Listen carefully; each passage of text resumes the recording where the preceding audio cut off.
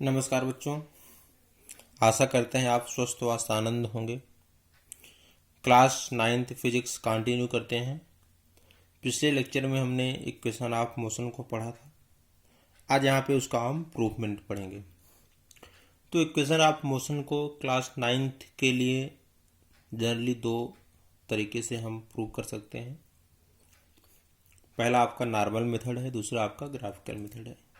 तो सबसे पहले हम यहाँ पे नॉर्मल मेथड की चर्चा करेंगे, फिर उसके बाद ग्राफिकल मेथड की चर्चा करेंगे। तो पहला इक्वेशन ऑफ मोशन आपका क्या है, v बराबर u प्लस ए टी, यानी कि final velocity is equal to initial velocity plus acceleration into time. तो फर्स्ट इक्वेशन ऑफ मोशन को प्रूव करने के लिए हमें पता है कि acceleration is equal to change in velocity upon time taken. ये acceleration is equal to change in velocity upon time taken. तो चेंज इन वेलोसिटी हमने निकाला था final velocity minus initial velocity. Velocity दो प्रकार की होती है, एक फाइनल जिसको आप v से रिप्रेजेंट करते हैं, एक इनिशियल जिसको आप u से रिप्रेजेंट करते हैं। तो वेलोसिटी में अगर आपको चेंज निकालना है तो क्या करेंगे, v minus u, final velocity minus initial velocity. तो एक्सेलरेशन बराबर हो गया v minus u by t, small a is equal to v minus u by t. Cross multiply कर दीजिए, यहाँ पे 1 मान लीजिए। तो v माइनस यू बराबर ए टी, यहाँ पे माइनस यू है, इसको इस तरफ लाइए राइट हैंड साइड। तो v बराबर u प्लस ए टी, ये आपका first equation of motion proof हुआ। अब बात करते हैं सेकंड इक्वेशन ऑफ मोशन की। सेकंड इक्वेशन ऑफ मोशन आपका है s बराबर U T plus half A T square, जहां पे s क्या है, distance covered by object, u आपका है इनिशियल वेलोसिटी, t आपका टाइम, स्मॉल a आपका एक्सेलरेशन। तो इसको प्रूव करने के लिए हमें एक कॉन्सेप्ट को समझना होगा। यहाँ पे हम एवरेज वेलोसिटी की बात करेंगे। तो वैसे तो वेलोसिटी का फार्मूला होता है डिस्प्लेसमेंट अपॉन टाइम। अब एवरेज वेलोसिटी की बात कर रहे हैं तो एवरेज डिस्प्लेसमेंट अपॉन टाइम। हमने क्रॉस मल्टीप्लाई किया, average displacement is equal to average velocity into time.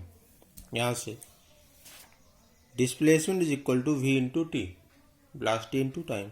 और एवरेज डिस्प्लेसमेंट हमारा होता है u plus v by two, यानी initial velocity plus final velocity. Average निकाल रहे हैं, चूंकि एक इनिशियल है एक फाइनल है, दो अननोन क्वांटिटी हैं, तो हमने 2 से डिवाइड कर दिया। तो एवरेज वेलोसिटी हमारे पास कितनी मिल गई, u plus v by two. Average displacement को हम यहाँ पे यस से दिखा रहे हैं, वही तो डिस्टेंस कवर्ड बाई ऑब्जेक्ट होगी। तो यस बराबर u plus v by two into time, time का मल्टीप्लाई है। और हमें पता है v बराबर u प्लस ए टी, ये आपका फर्स्ट इक्वेशन ऑफ मोशन है।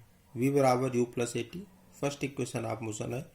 तो यहाँ पे v के स्थान पे u प्लस ए टी हमने रख दिया लाके। तो यस बराबर u तो पहले से ही था, प्लस v के स्थान पे आपने क्या रखा, u plus a T, u plus a T. 2 से डिवाइड किया, टाइम को हमने स्मॉल टी से दिखाया है। अब यस बराबर हो गया u plus u two u plus a t divided by two, time का मल्टीप्लाई अभी भी है। अब हमने t को अंदर कर दिया, तो हमारे पास मिला 2ut by two plus a T square by two, हमने अलग अलग डिवाइड कर दिया। तो यस बराबर 2 से 2 कैंसिल आउट हो गया, यहाँ बचा ut plus a T square by two के हमने 1 बाई टू अलग कर लिया, हाफ ए टी स्क्वायर। यही आपका सेकेंड इक्वेशन ऑफ मोशन है, यस बराबर U T plus half A T square, जहाँ पे यस क्या है, डिस्टेंस कवर्ड बाई ऑब्जेक्ट है, यू क्या है आपकी इनिशियल वेलोसिटी है, स्मॉल ए क्या है एक्सेलरेशन है, टी क्या है आपका टाइम। चलते हैं थर्ड इक्वेशन ऑफ मोशन पर। थर्ड इक्वेशन ऑफ मोशन आपका है v square is equal to u square plus 2as। यहाँ पे आप ध्यान देंगे सेकेंड इक्वेशन ऑफ मोशन और थर्ड इक्वेशन ऑफ मोशन में टाइम का डिफरेंस है। सेकेंड इक्वेशन ऑफ मोशन में t है और थर्ड में t नहीं है। एक और डिफरेंस है फाइनल वेलोसिटी का, लेकिन जनरली हम देखें तो डिस्टेंस कवर्ड बाई ऑब्जेक्ट आपके सेकेंड में भी है, थर्ड में भी है, एक्सेलरेशन सेकेंड में भी है, थर्ड में भी है, इनिशियल वेलोसिटी सेकेंड में है, इनिशियल वेलोसिटी थर्ड में है। यानी अगर किसी तरीके से हम इस टाइम को एलिमिनेट कर दें तो हमें थर्ड इक्वेशन ऑफ मोशन मिल जाएगा। थर्ड इक्वेशन ऑफ मोशन के आधार पर भी आप डिस्टेंस कर्व बाई ऑब्जेक्ट निकाल सकते हैं। किसी वस्तु के द्वारा चली गई दूरी को निकाल सकते हैं। कब? जब आपको समय न दिया गया, जब आपको टाइम न दिया गया। ये आपका यस है, डिस्टेंस कर्व बाई ऑब्जेक्ट। जब आपको डिस्टेंस कर्व बाई ऑब्जेक्ट निकालना होगा तब आपको एक्सेलरेशन दिया जाएगा, इनिशियल वेलोसिटी दी जाएगी और फाइनल वेलोसिटी दी जाएगी। तो यहाँ पर हमने क्या किया, सेकेंड इक्वेशन ऑफ मोशन से टी को हमने एलिमिनेट कर दिया। तो v बराबर u plus a T first equation of motion है, गति का पहला समीकरण। यहाँ से हमने t की वैल्यू निकाल लिया, t का हमने मान निकाला तो मिला v माइनस यू बाई ए। इस t के मान को हमने क्या किया, सेकेंड इक्वेशन ऑफ मोशन में रख दिया तो मिल गया s बराबर u। t के स्थान पे हमने क्या रखा, v minus u by A, v minus u by A plus 1/2 ए तो है ही है, टी स्क्वायर के स्थान पे v माइनस यू बाई ए का होल स्क्वायर। तो हमने अलग अलग कर लिया, u का मल्टीप्लाई इसमें कर लिया। यस बराबर यू भी माइनस यू से u मल्टीप्लाई हुआ यू स्क्वायर बाई ए तो था ही, प्लस 1/2 यहाँ पे हमने कर लिया 2। और यहाँ पे ध्यान देंगे, यहाँ पे ए स्क्वायर है, यहाँ पे ए है, एक पावर कैंसिल आउट हो जाएगी, नीचे एक ए बच गया। यहाँ पे स्मॉल ए है, यहाँ पे ए स्क्वायर है, ए की पावर यहाँ पे 2 है, ए की पावर यहाँ पे 1 है, तो एक पावर से एक पावर कैंसिल आउट हो जाएगी, तो ए की एक पावर बचेगी, तो नीचे बचा 2a, ऊपर हमने v माइनस यू का होल स्क्वायर अभी भी एज इट इज रखा है। अब यस बराबर 2a को हमने एलसीएम ले लिया।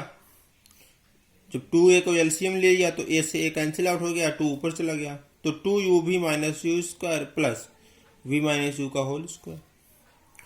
तो यस बराबर अब 2 का मल्टीप्लाई इसमें कर दीजिए, 2u minus 2u square plus a minus b का होल स्क्वायर बराबर a square plus b square minus 2ab। तो माइनस 2u से प्लस 2u कैंसिल आउट हो जाएगा।